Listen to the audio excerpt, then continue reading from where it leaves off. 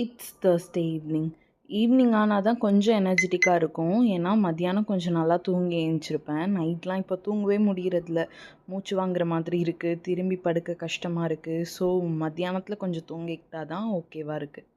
ஸ்ட்ராங்காக ஒரு டீ போட்டு குடிச்சிட்டு தான் மற்ற வேலையே ஸ்டார்ட் பண்ணேன். இன்றைக்கி ஈவினிங் சாமி கும்பிட்டுட்டு வெளியே போகிற கொஞ்சம் வேலை இருக்குது. அது எல்லாமே முடிக்கணும். முன்னெல்லாம் எல்லா தேர்ஸ்டேவும் எப்படியாவது சாய்பாபா கோயிலுக்கு போயிடுவோம்.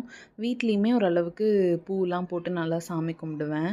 பட் இப்போது வந்து முடியறதில்ல. சரி முடிகிறப்ப போய்க்கலான்னு சொல்லிட்டு விட்டுடுறது. இந்த வீக் போகலான்னு இருந்துச்சு.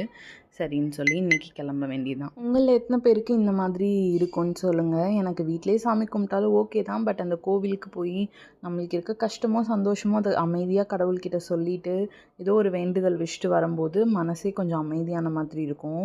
நிறைய குழப்பத்தோடு தான் நான் கோயிலுக்கு போவேன். பட் வரப்போ ஏதோ ஒரு நானே எனக்கு ஒரு சொல்யூஷன் கொடுத்துக்குவேன். அதுக்காகவே மெயினாக போயிடுறது.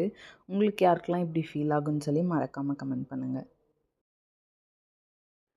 சில பேர் வந்து நம்ப மாட்டாங்க, நம்பிக்கை இருக்காது. பட் சில பேர் அதை நம்புவாங்க. அந்த மாதிரி ஆள் தான் நானும்.